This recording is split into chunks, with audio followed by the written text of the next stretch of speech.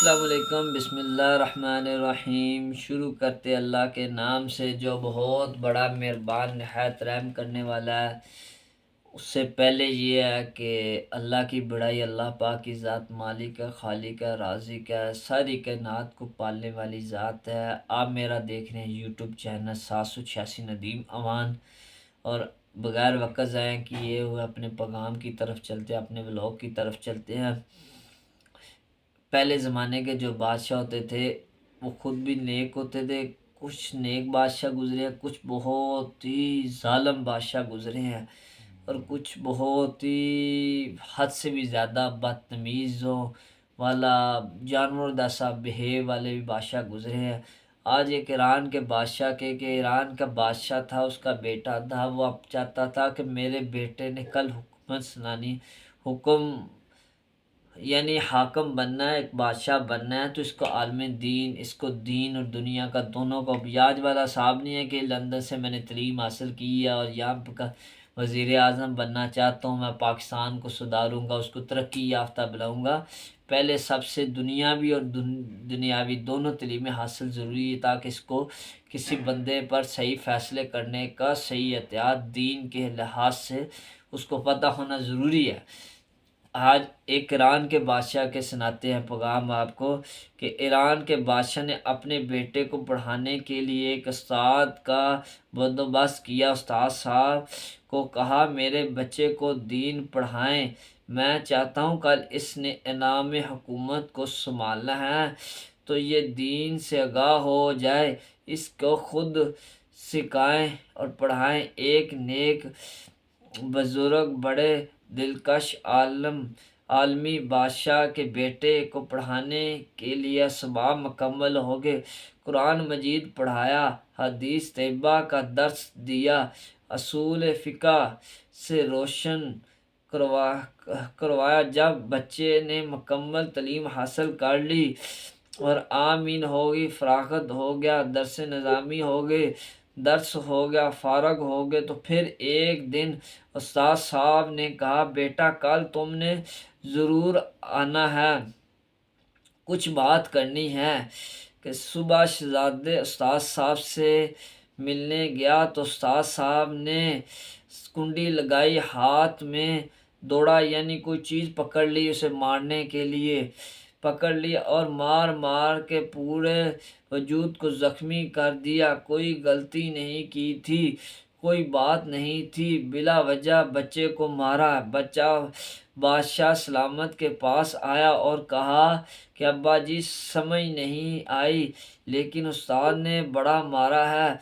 बादशाह सियाने थे, समझदार थे, कहने लगे, बेटा उस्ताद बाप होता है, वो ज़्यादती नहीं करता, कोई बात तो होगी, मैं तेरे उस्ताद को कटहरे में नहीं बुलाऊंगा। बच्चे ने वालदा से भी बात की तो माँ ने कहा कहने लगी, बेटा मैं तेरे बाप से कैसे बात करूं, डर लगता है। वक़्त गुज़र गया, 22 साल तक बीत गए।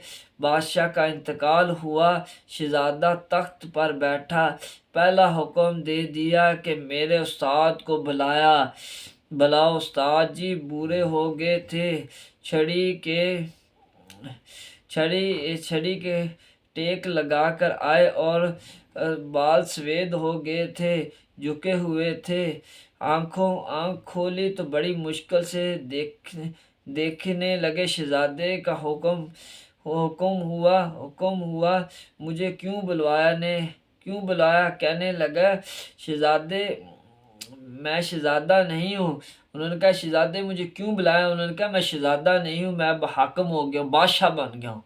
अब मैं बादशाह बन गया हूँ। उस्ताद जी 22 साल गुजर गए हैं, आपने मुझे मारा था और वो आपने ज़्यादती की थी, मेरा कसूर कोई नहीं था, तो ना तो मेरी रूह से दर्द गया और ना मेरे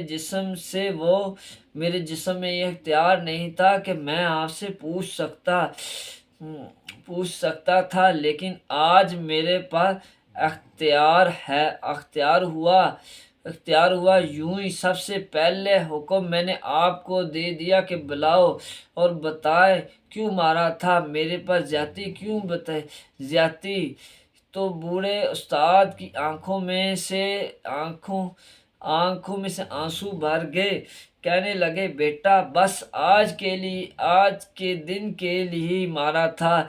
जो दिन गया ना मेरी जिंदगी, मैं इसलिए मारा था कि मैं चाहता था तू मेरी जिंदगी में बावक़्त। आज मेरे मुराद पूरी हो गई, मेरी जिंदगी में तू बादशाह बन। आज मेरी मुराद पूरी हो गई, आज मेरी मुराद पूरी चाहता था।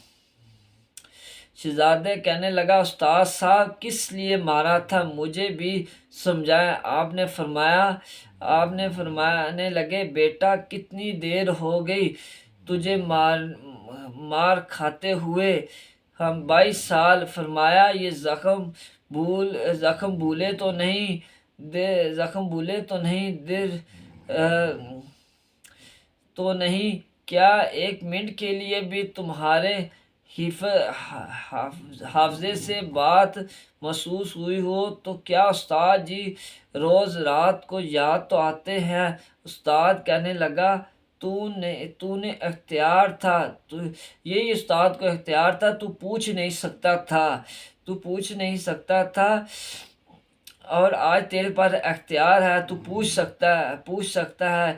22 साल तक तू याद रखा है, तो मुझे ये पता था तू एक दिन हुक्मरान बनेगा। मैंने तुझे इसलिए तो मारा था कि बेटा याद रखना, किसी पर जुल्म ना करना। उस्ताद ने ये बात भी समझाने के लिए किया था कि किसी को मारा, वो भी ये भी बात याद रख, कल तूने हुक्मरान बनना और किसी को जुल्म पर करेगा तो वो क़यामत वाले दिन ज़रूर याद। आज तेरे पास जैसे तू हाकम बन गया, जैसे तूने मुझे बुलाया, कल तेरे पास यही होगा।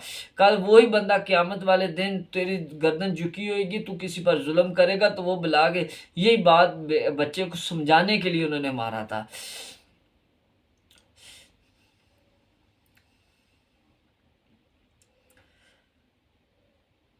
तू जिस पर जुल्म करेगा इसे भी क़यामत तक याद रहेगा। तू जिस पर जुल्म करेगा इसे भी क़यामत तक याद रहेगा। और ये याद रखना, तो आज का अख्तियार हुआ तो तूने मुझे बुलाया। मैं क़यामत के दिन गरीब बाख्तियार हो गए, मजलूम बाख्तियार होगा। यानी क़यामत वाले दिन मजलूम को अख्तियार होगा कि वो बताएगा। रब्बे करीम की बारगाह के अंदर इनका अख्तियार होगा कि अल्लाह की हुक्मरानी होगी। फिर वो बुलाएंगे बड़े बड़े लोग दुनिया में जिनके पगड़ियाँ ऊंची थी, वो सर झुका खड़े होंगे। दुनिया में जिनकी गर्दनें झुकती नहीं, इनकी पुश लाल होगी और गद्दार लिखे जाएंगे। क़यामत तक नहीं भूलेंगे जिन पर ज्यादती जुल्म हुआ हो करते होंगे। सोच समझ कर करना, इतना करना जितना तुम सह सकोगे क़यामत वाले दिन। इतनी ज्यादती करना जितनी तुम क़यामत में बर्दाश्त कर सको। मेरे नबी करीम सल्लल्लाहु अलैहि वसल्लम ने फरमाया, जुल्म से बचो। क़यामत के आंधियों में से एक आंधी होगा। ज़िंदगी में ज़्यादती ना करें। अगर थोड़ी देर के लिए कोई चीज़ बर्दाश्त कर जाए तो वो आपको फ़ायदा दे जाएगी। कुछ ही देर के लिए अगर ये सह जाए तो वो आपको नफ़ा मिल जाए। कोशिश करें किसी पर ज़्यादती ना करें। यह था जी आज का पैगाम। दुआओं में याद रखें। मिलते हैं इंशाल्लाह नेक्स्ट वीडियो में। मेरे चैनल को सब्सक्राइब करें, लाइक करें और दुआओं में याद रखें। अस्सलाम वालेकुम। अल्लाह हाफ़िज़।